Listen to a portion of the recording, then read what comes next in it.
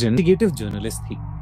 उसका काम था सच ढूंढना, लेकिन उसका जुनून था उन कहानियों को समझना जो लोग भूल गए थे या भूल जाना चाहते थे। एक दिन उसके इनबॉक्स में एक अनोनिमस ईमेल आई। उस ईमेल में एक बहुत ही पुरानी न्यूज क्लिपिंग थी। 1986 की उस न्यूज क्लिपिंग में एक बहुत ही अजीब सी बात लिखी थी। उसके अकॉर्डिंग 1986 में कोरिया के एक रिमोट आइलैंड में एक बड़े से कॉम्प्लेक्स के अंदर लोगों को बंद करके उनके साथ रियल लाइफ टॉर्चर गेम्स खेले जाते थे। इतना ही नहीं, उस ईमेल में लिखा था कि उस आइलैंड में काफी हाई लेवल अथॉरिटीज के ऑफिशियल्स भी इन्वॉल्व थे, जो अपने अगेंस्ट बोलने वाले लोगों को भी वहां भेजते थे। सूजन को यह स्टोरी बहुत इंटरेस्टिंग लगी। उस ईमेल में उस जगह के कोऑर्डिनेट्स भी थे। सूजन ने डिसाइड किया कि वो खुद उस रिमोट आइलैंड पर जाएगी और सच को ढूंढेगी। सूजन अकेले ही एक छोटी सी बोट लेकर उस आइलैंड पर पहुंची, पर उस कॉम्प्लेक्स का रास्ता आसान नहीं था, क्योंकि वो एक घने जंगल के बीचों बीच था। आइलैंड पर आते ही उसका फोन 100% चार्ज होने के बावजूद एकदम से बंद पड़ गया। पर सू बैकअप के लिए फ्लैशलाइट्स और मैप के प्रिंट आउट लाई थी। उसी के सहारे वो कोऑर्डिनेट्स को फॉलो करने लगे। सू को पता था कि ये इन्वेस्टिगेशन खतरे से खाली नहीं होने वाली, पर उसे ये उम्मीद नहीं थी कि जंगल में घुसते ही आंधी तूफान चलने लगेगा।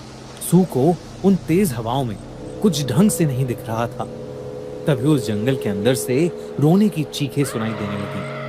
सू को लगा कि शायद कोई किसी को मार रहा है, इसलिए वो जल्दी से उस आवाज के पीछे जंगल के अंदर जाने लगी। लेकिन कुछ ही देर में वो आवाज आनी बंद हो गई। सू अब उस जंगल के बीचों बीच थी, लेकिन उसे कहीं भी वो कॉम्प्लेक्स नहीं मिल रहा था। हवाएं शांत हो गई थीं। तभी उसे ऐसा लगा कि जैसे एक पेड़ के पीछे से कोई पतली सी लड़की उसे घूर कर देख रही है। उसने उस लड़की की ओर देखकर आवाज दी, लेकिन वो कुछ नहीं बोली। सू जब पेड़ के पास गई तो उसे वहां कोई नहीं दिखा। सू को लगा कि शायद उसे कोई गलतफहमी हुई है, पर तभी सू का सर चकराने लगा और वो बेहोश होकर नीचे गिर गई। जब सू की आंख खुली तो वो उस कॉम्प्लेक्स की बिल्डिंग के अंदर एक अंधेरे काले रूम में पड़ी हुई थी। उसे कॉम्प्लेक्स के अंदर से अजीबोगरीब आवाजें आ रही थीं। उसने रूम का दरवाजा खोला तो उसे एक बड़ा सा कमरा दिखा, जहां 50-60 लोग थे। उन सब के हाथ पांव बंधे हुए थे और आसपास मास्क पहने गार्ड्स खड़े थे। उन गार्ड्स के हाथों में बंदूक थी और वो उन सब लोगों को भागने के लिए कह रहे थे। जब सू ने गौर से देखा तो वो एक रेस कर रहे थे, लेमन रेस। उन्होंने अपने मुंह से एक चम्मच पकड़ी हुई थी और उस चम्मच पर एक नींबू था। उन्हें नींबू को चम्मच पर बैलेंस करके भागना था।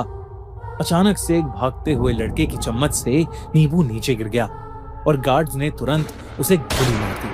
दोस्तों, अगर आपको स्क्विड गेम्स में खेले वाले गेम्स पसंद हैं, तो हम हॉरर कॉन में लेकर आए हैं द ओजी स्क्विड गेम्स, जहां पे आप उन गेम्स में पार्टिसिपेट कर सकते हैं और एक बहुत ही अमेजिंग प्राइज मनी जीत सकते हैं। और हाँ, यहाँ सिर्फ एलिमिनेशन होगा, लाइफ का कोई खतरा नहीं है। तो जल्दी से जाओ और इस साल के हॉरर कॉन के टिकट्स खरीद लो। हॉरर कॉन हो रहा है दिल्ली में 25 और 26 अक्टूबर को। डिस्काउंटेड अर्ली बर्ड टिकट्स अभी सेल पर हैं, तो ये चांस मिस मत करना और जल्दी से अपने टिकट्स बुक करा लेना। Link in the pin comment. ये देखकर सू की रूह कांप गई। उसके देखते ही देखते गार्ड्स ने ऐसे ही और लोगों को गोली मारना शुरू कर दिया। सू को समझ आ गया था कि वो टॉर्चर गेम्स वाली बात एकदम सच थी और शायद वो खुद इन टॉर्चर गेम्स में फंस गई थी। तभी अचानक उन लोगों में सू को वही लड़की दिखी जो जंगल में दिखी थी। वो भी उसी गेम में भाग रही थी। अचानक से उसकी चम्मच से नींबू नीचे गिर गया और सू के पैरों के पास आ गया। इससे पहले सू कुछ कर पाती, सू की आंखों के सामने ही उस लड़की को भी गार्ड्स ने गोली मार दी। उस लड़की की लाश सू के पैरों पर आकर नीचे गिरी। उस लड़की की डेड बॉडी को इतने पास से देखकर सू की आंखों में आंसू आ गए थे। लेकिन तभी उस लड़की की आंखें खुल गईं और देखते ही देखते उसका चेहरा बदलने लगा। वहां खड़े सारे गार्ड्स और प्लेयर्स गायब हो गए और वो सारे लोग जो गोली खाकर जमीन पर गिर गए थे, उन सब ने अपनी आंखें खोली। धीरे धीरे वो सब उठे। उनके चेहरे काले पड़ चुके थे और आंखें सफेद हो गई थीं। वो लड़की भी उठी और सू की तरफ चलने लगी। वो सब भी उसके साथ साथ सू के पीछे आने लगे। सब बहुत ही ज्यादा भयानक लग रहे थे। ये सब देखकर सू बहुत ज्यादा डर गई।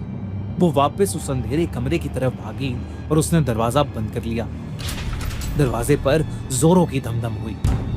सू को लगने लगा कि उसने उस आइलैंड पर आकर बहुत बड़ी गलती कर दी, पर कुछ ही देर में वो धमधम बंद हो गई। जब सू ने दरवाजा खोला तो वहां कोई नहीं था।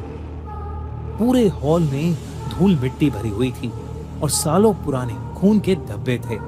सू को अब समझ आ गया था कि वो लोग उस कॉम्प्लेक्स के प्रिजनर्स थे।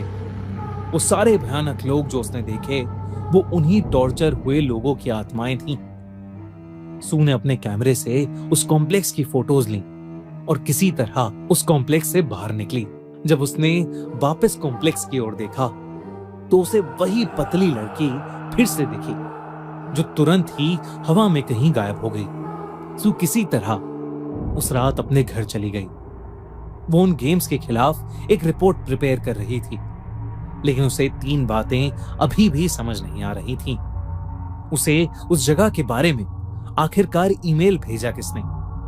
दूसरी ये कि वो उस कॉम्प्लेक्स के अंदर पहुंची तो पहुंची कैसे? और तीसरे और सबसे इंपॉर्टेंट कि वो लड़की कौन थी जो उसे बार बार दिख रही थी। सू दिन रात उस लड़की के बारे में ही सोचती रहती। एक दिन उसे कुछ याद आया। उसके रीडर्स उसे जो लेटर्स भेजते थे, वो उन लेटर्स को लेकर उनमें कुछ ढूंढने लगी और तब उसे एक लड़के का साल भर पुराना लेटर मिला, जिसमें उस लड़के ने लिखा था कि उसके फियांसे किम मिसिंग है। वो कई पुलिस रिपोर्ट्स भी लिखा चुका है, लेकिन वो कहीं नहीं मिल रही है। आखिरी बार वो दोनों एक आइलैंड घूमने गए थे, लेकिन वो उस आइलैंड पर कहीं खो गई है और तब से वो मिल ही नहीं रही है। उस लड़के ने सू से उसे ढूंढने की मदद मांगी। जब सू ने वो लेटर पूरा देखा तो उसमें एक फोटो भी थी। जब सू ने उस फोटो को देखा तो वो दंग रह गई। वो फोटो उसी लड़की की थी जिसकी आत्मा को सू ने उस आइलैंड पर देखा था। पर यह कैसे हो सकता था? गेम्स तो करीब 30 साल पहले 1986 में खेले जा रहे थे, तो उस लड़की का अब वहां होना कैसे पॉसिबल था? सूजन समझ गई थी कि वो गेम्स शायद आज के टाइम पर भी उस जगह पर चल रहे हैं। उसने फौरन वहां की पुलिस को इन्फॉर्म किया और उस पूरे आइलैंड का सर्च ऑपरेशन किया गया। बहुत ढूंढने के बाद वो कॉम्प्लेक्स मिल गया, पर कॉम्प्लेक्स के अंदर कुछ भी नहीं था। लेकिन जब कॉम्प्लेक्स के नीचे खोदा गया तो वहां 1000 से भी ज्यादा स्केलेटन्स मिले। डीएनए टेस्टिंग से पता चला कि उन स्केलेटन्स में से एक उस मिसिंग लड़की किम का था। सबको यकीन तो हो गया था कि उस कॉम्प्लेक्स में कुछ बहुत ही भयानक चल रहा था, लेकिन उन स्केलेटन्स के अलावा किसी भी चीज का कोई प्रूफ नहीं था। इन क्राइम्स के कभी कोई गुनहगार पकड़े नहीं गए और गवर्नमेंट ने भी इस पर पर्दा डालना ही ठीक समझा। सूजन इसके खिलाफ बहुत लड़ी। उसने कई प्रोटेस्ट किए, पर कुछ फायदा नहीं हुआ। कुछ ही महीनों के अंदर सूजन की भी कार एक्सीडेंट में डेथ हो गई। शायद उन गेम्स को आज भी खेला जा रहा है। आपको क्या लगता है?